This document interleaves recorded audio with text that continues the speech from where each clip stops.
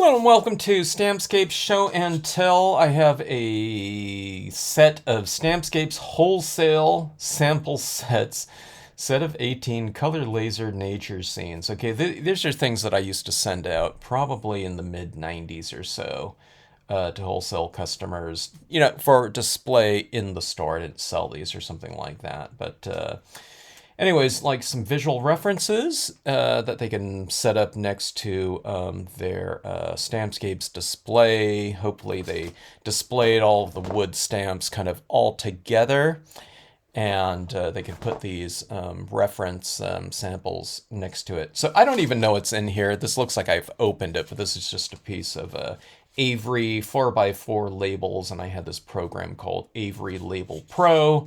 And I used to really love that program. I used it so much. They discontinued it at some point in time, but I was able to format these labels like this, and it was great. So, anyways, just a brown paper bag here.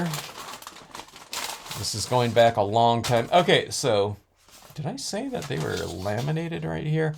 I think the early ones I was putting on boards, but these ones were laminated here and trimmed out. But yeah, this is going back to, I'm guessing around 94 then, 94, 95 probably. And maybe later something. I'm trying to remember when I got those laminators, but these are the same samples that I used for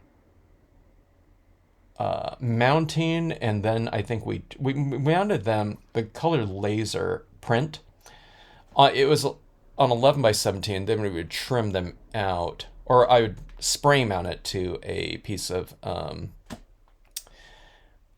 illustration board or something like that. And then we would trim them out so it'd be a thicker copy. But these are the ones right here where I found that customers would punch holes in them and put them on like a key, one of those key ring types of things, and then hang this next to things so people can just kind of thumb through it. Okay, so anyways, let's take a look at some of these. All right, so these are Marvy inks, and using this stamp called the tonal applicator to make them. And then there were two different types of paint pens at the time. There was the Marvy one, or Cheetah, and that one was an oil-based white paint pen. And then the Sakura had, I believe, a water-based, kind of more acrylic-based one. So I used to use both of those ones, but these ones, I can tell the white is really white. So I'm guessing it's the Marvy one. So Marvy ink pens, markers, the 1500 series like this, and then coloring this stamp called the tonal applicator, because I can tell, because I can see the textures right up here that hasn't been like sponged in or something like that.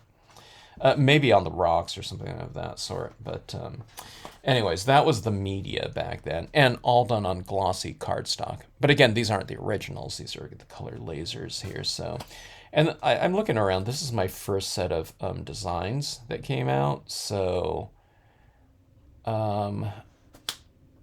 all super bright tones, because the Marvy inks, or the colors that I was getting, they had a pretty good selection of markers, but I didn't have a selection of 80, 90 colors that I was working with. I was mostly working with about 20 at the time, so you can see that they're super bright in in intensity here. And I use the leafless limbs large a lot, as you can see, for my foreground elements, because you can create this kind of needle and thread type of thing. These elements are going through water, rocks, and sky like that, but they're still very spindly, so you can see right through them, so it wasn't blocking off the things that were going on in the background. So you'll see these used a lot here. Okay, waterfalls. I just did another scene using the waterfalls. So no markers at the time, although I did have some alcohol-based markers by Studio 2, which were really good. But they were The ones that I had were very extra fine. They might have been double tipped actually, so they might have had a chisel tip, but I wasn't using them at the time. I always like this one right here, and you can see the light water ripples down here. You don't stamp them in. You stamp them in whatever color that's like 1 or 2 steps darker than whatever color's laid down here. So this area got orange, so you stamp the ripples in red because the shadows usually reflect or are the colors, deeper colors of the colors that are, or the lighting that's being reflected off a certain area. So light source, reflected light down here.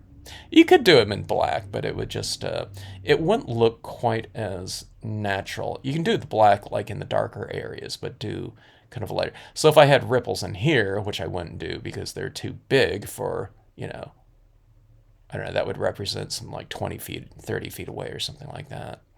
But if you did water ripples in something of that tone, in this type of lighting scheme, sunset, sunrise, whatever, you do that in like an orange right in here, something darker than this, I don't know, whatever kind of dull yellow in there, that area. Right here, I like this type of thing right here. So this is when I was learning back then too. So I just did like a little streak of blue or green right in here, and there's a little streak of that red being reflected off of the rocks. I don't know if you see it in here. Here a little bit of this green, you know, is in here for that glow. But see, I do a little bit more of a streak in here these days.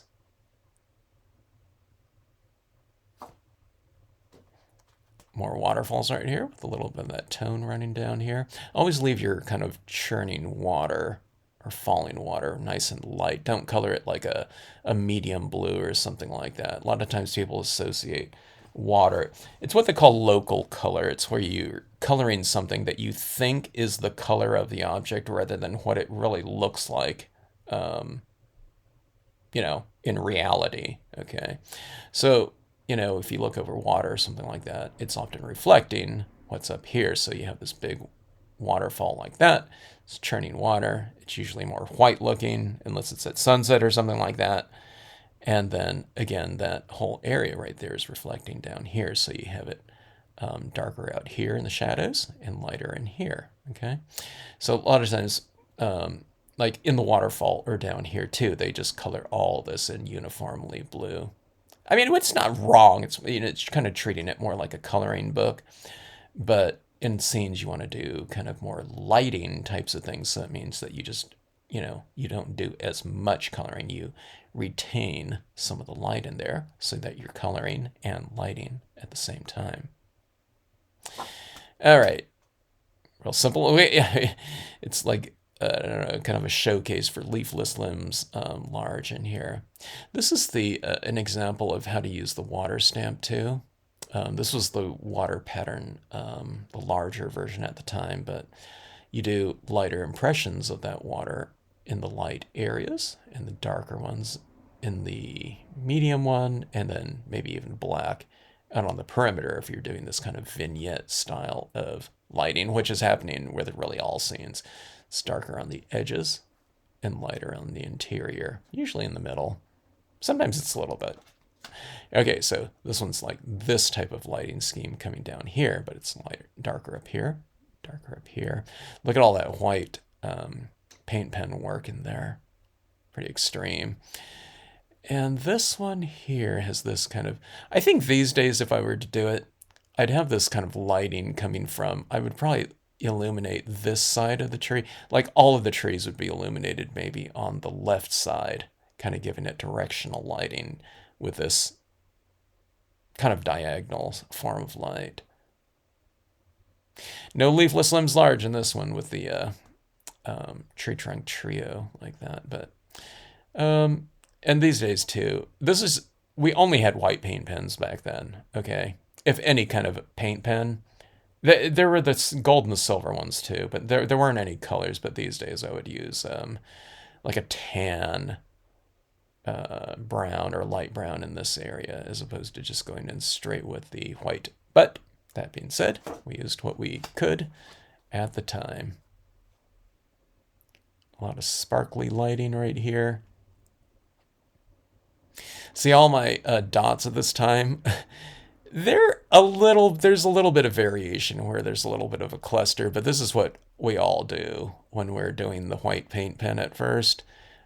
Like for stars or snow or something like that. They're all kind of like equally spread out. You know what I mean? It's all like a quarter inch apart like that. But I did taper this a little bit. Actually, those ones are all kind of pretty evenly situated, except these ones down here for the reflected light and highlights. They're like right here. It's all like an eighth of an inch apart or something like that. Right here, it's denser and then spread apart right here. But I was still getting my feel of this one, right? Yeah. Lighting coming from within the tent like that with the white paint pen. This one didn't look good at all until I did the white paint pen. So a lot of white paint pen work back then.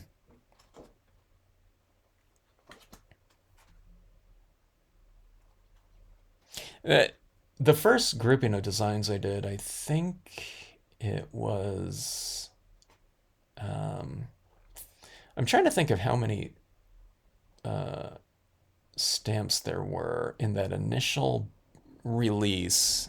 That took, I don't know, like a year to finally release it because I was saving up money to buy a new plate for a new design.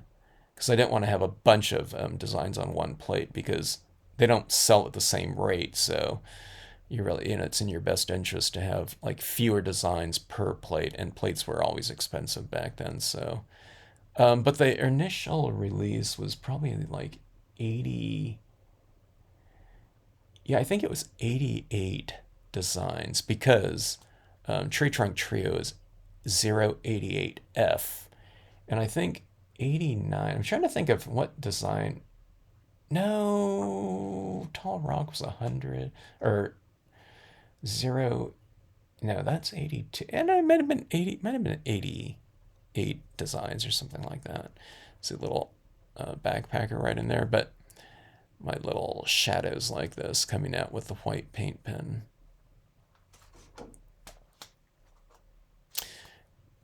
Gushing Falls, white paint pen work down here. Tree trunk, leafless limbs flanking it. I need to use more of my birds as little silhouettes like that. Haven't been doing that too much. Lightning bolts. Always wanted the reverse type of lighting type of thing. Lightning used to be always be the bolts themselves would be the stamp, but you couldn't really stamp in white ink because there wasn't any white ink back then. So when people would stamp like a lightning bolt, it would always be kind of a darker thing within a sky because you couldn't like stamp out that bolt if it was a positive. It's a reverse right here, right? And you would stamp it out or something like that, and then you couldn't like fill in all the area around it with black or something like that. So the reverse impressions were the things that I kind of started doing over at a Stamp in the Hand company, to give a better depiction of what that type of lighting is. I guess down here, boulders, just the same boulder stamped 3 times like that. And the tonal applicator, giving it that kind of vignette type of arrangement in there. This one right here, the tonal applicator is faced in like that. The tonal applicator looked like a pear. It was like a narrow area like that, so that I can get into narrow areas like this, or I'd use the side of it to come in here. But this one here, it's just like going in like that, but leaving this little area out to the side like that. This is probably the first time I used the leafless limb. Stamped it right side up, this leafless and small. And then I stamped it again, but I did it in like an orange or something like that. So kind of this warm lighting right there and stamping that image out. Not in black or something like that, but just in a color out of the color scheme that's going to be a little bit darker than this yellow orangish base down here, okay? Now, the tree's in here. So this shadow right here was in orange because it's in a lighter area. And this area right out here is just that little bit right here. I had to stamp that one out in red just to match this red right here. It's a little bit reddish orange red underneath there, but you know, that color shows up right down there, or the color right, you know, to represent the shadow. And we have this one right here with the lakeside reflections large. And this is a little bit of the meadow right back in here.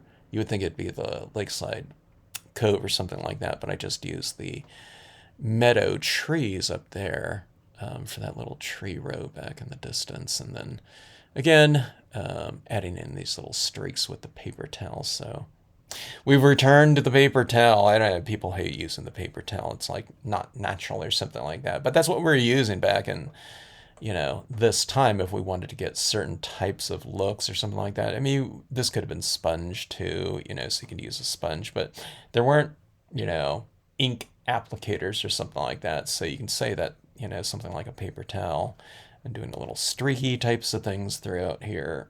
It's like one of the first, you know, ink applicators at the time. People that use cotton balls, and I still don't, but I've realized, well, those cotton balls work okay as long as it's the 100% cotton. But I don't know, you can get more mileage out of like a paper towel. You can do like a big 11 by 17 scene if you want to with one paper towel, as long as there's not too many color variations in it. So little horizon glow with the white paint pen working there. So inks, Marvy inks, and a white paint pen. That was what was being used, and no pads, but just the markers at the time. And probably about, like I said, I think it was about 14 markers or so. And those were the ones that I was taking around to different classes. So everyone would be using the markers. No reinkers at the time, so we were going through a lot of ink. And I was throwing away a lot of pretty good pens back in the day. Because again, there wasn't any such thing as reinkers because the pads hadn't been created yet. So these days I just re-ink my markers by popping off the back. If I can do this without a plier right here, but you take this back and just drop some either water or reinker fluid down in the reservoir down there, and these pens are good to go. This one's like probably like 30 years old. Anyway, wholesale sample sets. I saved one of them just for, I don't know,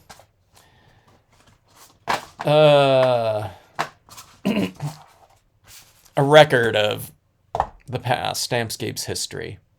Anyways, thanks for watching, and thanks for always tuning into the Stampscapes channel.